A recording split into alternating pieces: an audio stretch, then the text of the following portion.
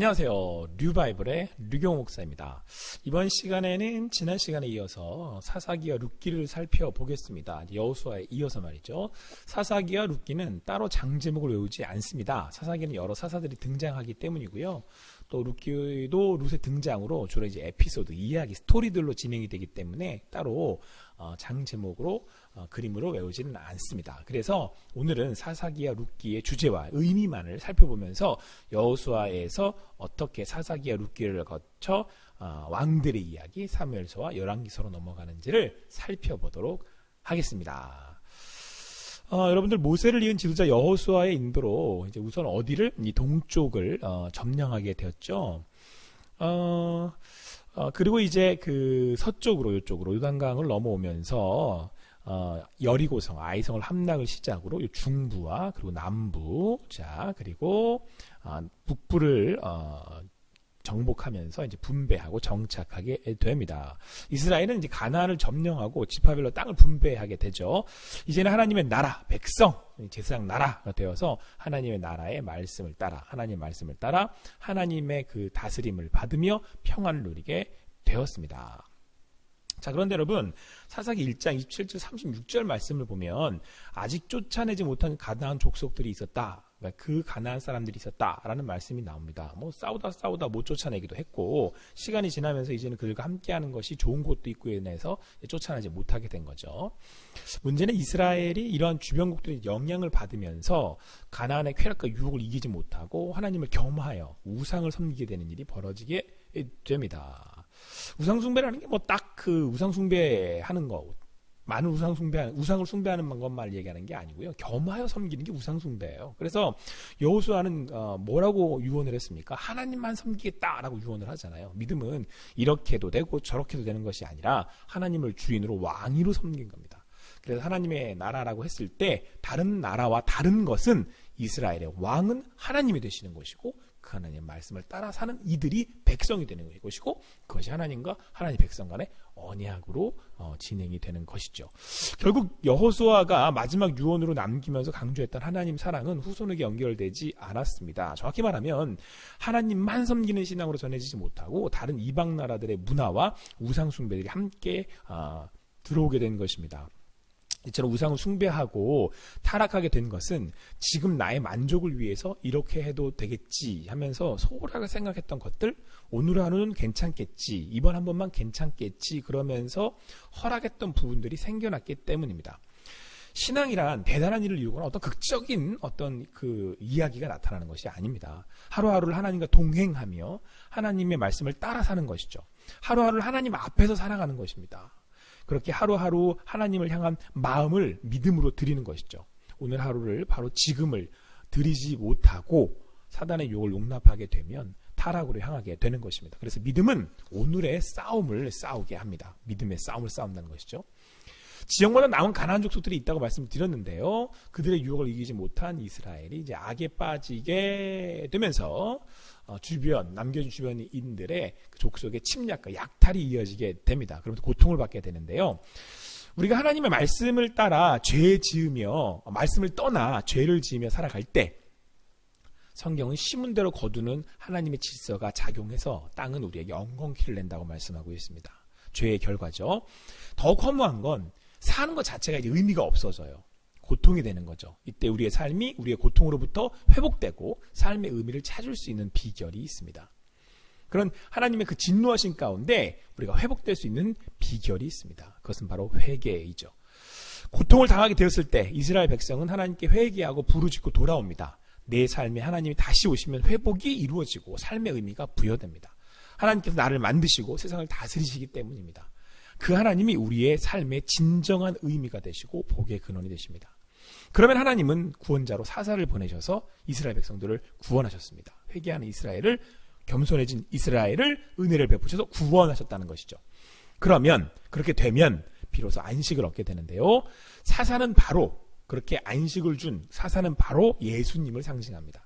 우리가 이 땅에서 타락하여 죄 가운데 빠졌을 때 고난과 고통을 당해 하나님을 향해 회개함으로 나아갈 때 예수 그리스도를 믿는 믿음은 우리에게 진정한 평안을 얻게 합니다. 예수님이 내 안에 주인 되시면 우리는 진정한 안식, 회복을 얻게 되는 것이죠. 이와 같은 과정이 이제 사사기에서 반복돼서 나옵니다. 그래서 이스라엘의 죄와 회개와 회복의 과정을 사사기 사이클 또는 죄의 사이클, 회복의 사이클이라고 합니다. 이 사이클을 통해서 성경은 구원하시는 하나님이심을 보여주고 있습니다. 돌이키는 자를 구원하신다라는 것이죠. 타락하여 하나님을 떠난 죄인이 죄를 깨닫고 돌이킬 수 있도록 하나님은 구원의 길이신 예수 그리스도를 보내주셨습니다. 오늘 사사기를 통해서 하나님의 구원하심 안에 구원이 있고 진정한 안식이 있다고 말씀하고 있잖아요. 이스라엘이 하나님을 떠나 악을 행하게 되면 가나안에 남겨진 나라들로 인해서 고통을 받게 되었죠. 그러면 고통으로 인해서 이스라엘이 하나님께 나와 회개하고 부르짖게 되었습니다. 우리가 사는 삶에서의 고통은 참기 힘들고 불행한 일처럼 느껴집니다. 하지만 우리는 이러한 고난, 광야의 어려움을 통해서 하나님을 바라볼 수 있게 됩니다. 물론 이것이 죄의 결과이기도 하고 또 때로는 다른 이유이기도 하지만 하나님께서는 남겨진 가나안 족속을 통해서 우리 가운데 있는 그런 고난과 아픔들을 통해서 이스라엘이 돌아오도록 사람 채찍으로 사용하셨던 것입니다. 그래서 우리네 인생의 고난은 하나님의 인도하시는 광야입니다. 지금 내 주변의 고난들이 하나님을 향하는 길이 되도록 하나님의 말씀으로 가실 수 있도록 우리를 인도하고 있는 것입니다. 비록 조금 힘들고 어렵더라도 그 하나님의 인도하심을 따라 나아가시는 여러분과 제가 되기를 바랍니다.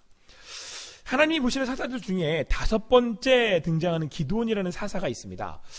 단지 그 300명의 용사만을 가지고 싸우게 하셨는데요. 그들이 들었던 무기는 횃불과 나팔이었습니다. 하나님은 믿음으로 나아가는 이들을 통해서 하나님의 일을 이루시고 자신의 영광을 나타내 보이셨는데요. 자, 이렇게 세워졌던 사사들을 살펴보면 그리 대단히 훌륭하거나 완벽한 사람들이 아니었음을 발견하게 됩니다. 왼손잡이 에웃은요, 5세. 자, 그러니까 2번째 사사였죠.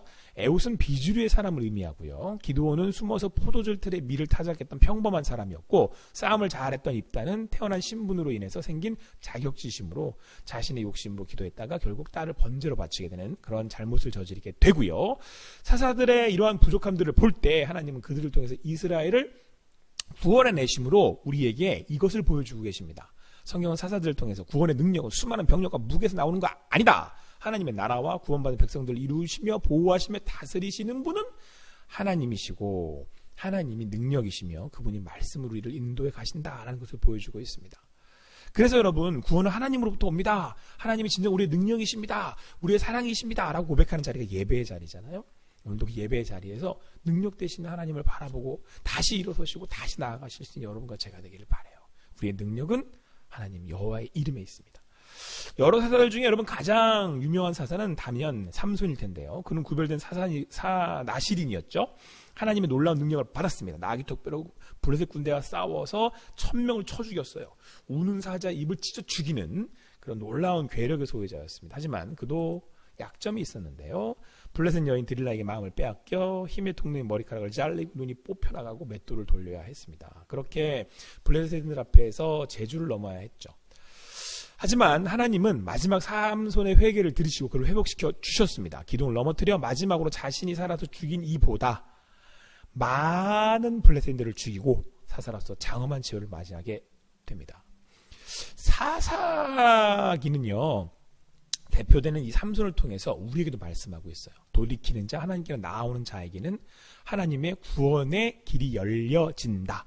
하나님께서 능력의 두 팔로 그를 안아주시고 인도하여 주신다. 여러분, 이때 사사 삼손의 머리가 잘려서 밀린 후에 그 머리가 다시 자라났다라고 말씀하고 있어요. 무엇을 의미할까요?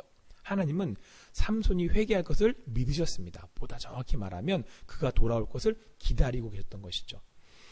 우리가 연약해도 죄 가운데 빠져 있어도 고난 가운데 광야 가운데 하나님의 말씀을 듣고 하나님께로 아버지께로 돌이킬 수 있다면, 탕자처럼 그분을 기억할 수 있다면 바로 그 아버지 되신 하나님께서 우리를 기다리고 계신다는 것이죠.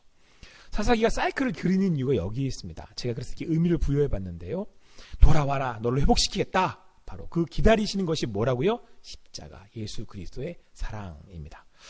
사사기가 끝나갈 무렵에 당시 상황은 비참했습니다. 이러한 모습을 보여주는 일이 벌어지는데 한 레위인이 그 첩이 베냐민의 불량배들에게 이제 폭행을 당해서 죽임을 당하게 되는데요. 레위인이 복수를 하겠다고 그 시체를 12덩이로 나눠서 지파에게 보내고 이 일로 지파들이 분노해서 베냐민과 나머지 지파 간에 싸움이 일어나고 베냐민 지파의 장정 25,000명이 죽게 됩니다.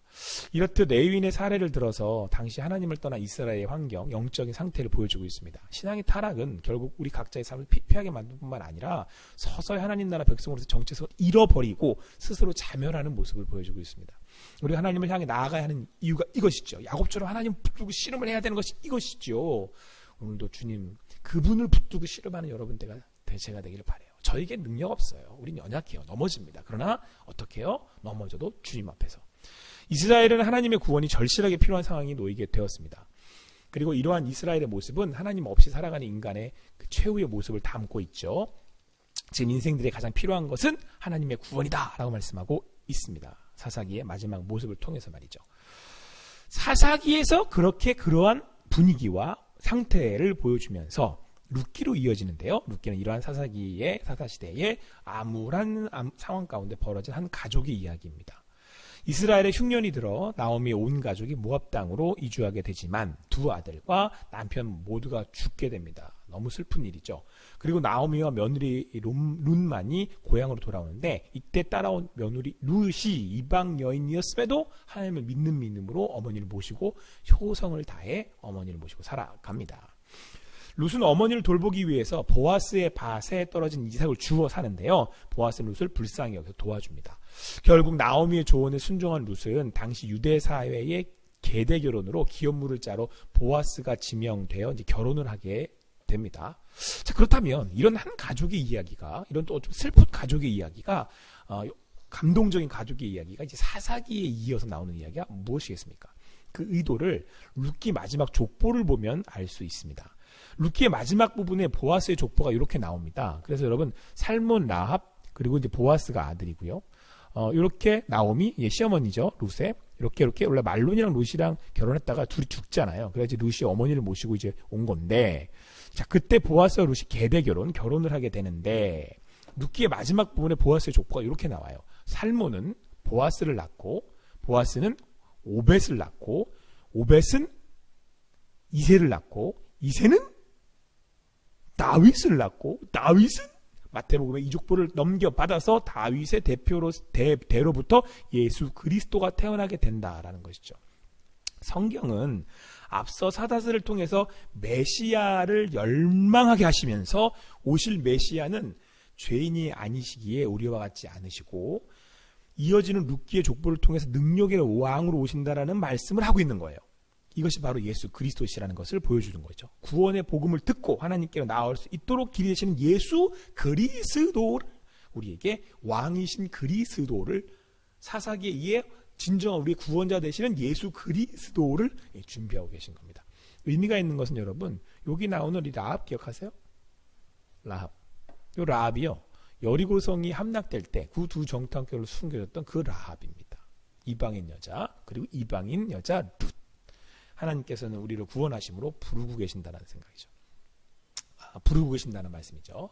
자, 여러분, 우리가 사사기하고 룻기를 통해서 어떻게 이제 왕들의 시대로 넘어가는지, 사사기와 룻기가 어떤 그 내용들을 담고 있는지 살펴봤는데, 이걸 좀 더 분명히 하기 위해서 성경 역사를 6개의 시대로 구분해서 보면은 좀 더 명확하게 알 수가 있습니다. 자, 먼저 창조시대입니다. 창조시대. 하나님의 창조로부터 에덴 동산과 선악을 알게 하는 나무가 나오고요. 인간의 타락으로 이어진 노아의 홍수 심판, 그리고 바벨탑 사건으로 인류는 흩어지게 되잖아요. 여기까지가 창조시대로 원역사라고 해요. 인류 역사를 나타내고 있고요. 이어지는 새로운 시작으로 아브라함을 부르시게 되는데, 이때부터 아브라함을 시작으로 아브라함의 아들 이삭, 이삭의 아들 야곱, 야곱이 이어지는 족장시대가 나오고요. 이들은 믿음의 조상들로서 하나님과 언약을 맺고 하나님의 구원의 계획을 전하게, 믿음으로 살아가게 됩니다. 자, 그리고 그렇게 하나님은 마지막 족장인 야곱을 애굽으로 인도하셨잖아요. 자, 그래서 말씀처럼 하나님의 백성들을 일으키시죠. 수많은. 그리고 나서 그 애굽으로부터 모세를 지도자로 부르셔서 그들을, 만들어진 이스라엘 백성들을 이제 광야로 인도해 가십니다. 출애굽하죠.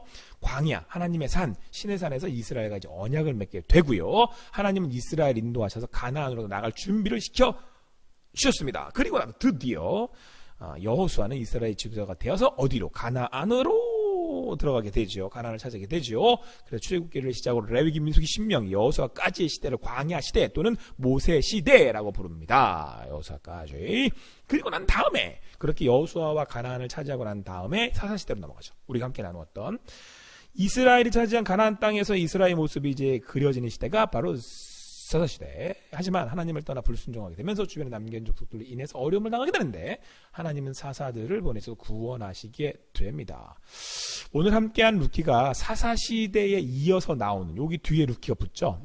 이유입니다. 룻은 보아스와 결혼을 하고 보아스의 후손으로 다윗이 태어납니다. 그러면서 다윗은 왕이잖아요. 바로 왕정시대로 넘어가게 되죠. 그러니까 루키는 사사기와 사무엘서로 넘어가는 중간에 메시아에 대한 열망을 가지고 왕으로 오시는 그분을 준비하는 메시지를 담고 있는 겁니다. 이때 룻은 이방인 여자였다는 사실, 그러나 하나님을 믿음으로 나아갈 때 하나님께서 그녀를 통해서 이스라엘의 왕이 태어나게 하셨습니다. 하나님은 이방인인 우리를 구원하시기 위해서 계획하셨습니다. 이어서 사사시대 루키를 끝으로 사무엘서가 시작이 되는데 왕정시대에 문을 여는 사람은 사무엘입니다. 기억하세요? 그는 먼저 사울을 세우고 이웃에 다윗을 세우게 됩니다. 이후에 왕들의 이야기가 진행되면서 알아야 할 것이 있어요. 이후의 예언서들은요, 사무엘서와 열왕기서처럼 역사적인 순서가 아닌 예언자별로 기록되어 있어서 뭐 대선지서, 소진지서 이렇게요. 역사적으로 등장하는 왕들마다 황동한 시기가 다르다는 사실을 염두에 두시고 각 시대에 맞는 왕과 예언자를 맞춰서 살펴보면 돼요. 제가 나중에 한번 소개해 드리겠습니다. 자, 끝으로 구약은 이스라엘이 멸망하고 포로로 잡혀가게 되는 것으로 끝이 나요. 남유다가 북이스라엘과 나누어지잖아요. 그러니까 사울, 다윗, 솔로몬, 그리고 남유다, 북이스라엘 나눠지는데 이렇게 하면서 이스라엘이 북이스라엘 망하고 남유다가 망한단 말이에요. 자, 그렇게 그리고 나서 포로로 다 잡혀가요. 이때도 여러 선지자들이 등장하고 시대에 따라 예언자들이 등장하고 활동하는데 이들은 오실 메시아를 예언하고 있죠. 자, 그러면서 신약으로 넘어가는 겁니다. 자, 그럼 다음 시간부터 흥미진진한 재미있는 왕들의 이야기, 예언자들의 이야기들을 살펴볼 텐데요. 다음 사무엘서 1장부터 10장까지의 컨셉은 뭐냐 실로 시작입니다. 전체적인 그 사무엘서의 그림 컨셉은 사무엘의 마을이고요. 그 사무엘의 마을에 이제 실로 시장부터 살펴보도록 하겠습니다. 자, 다음 시간에 장제목과 그림을 살펴볼 테니까 기대해 주시고요. 자, 그렇다면 우리 다음 시간에 다시 만나요.